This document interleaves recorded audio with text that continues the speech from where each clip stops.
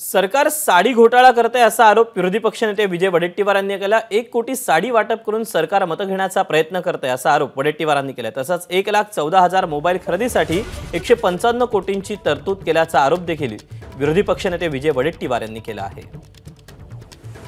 त्यांनी आता महिलांना, अंत्योदयाच्या महिलांना साडी देण्याचं टेंडर काढलेलं आहे।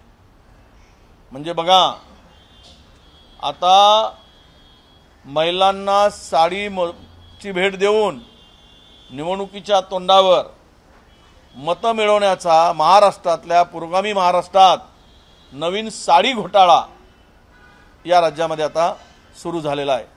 खरं तर या सरकारवर साडी नेसून मिरवण्याची आणि पदर झाकून मिरवण्याची पाळी आली आहे।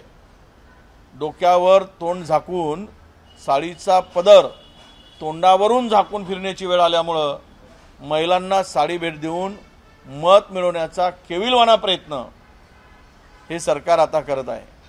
म्हणजे साडी घोटाळा नवीन आता हा प्रकाशात आलेला आहे। एबीपी माझा, उघडा डोळे बघा नीट।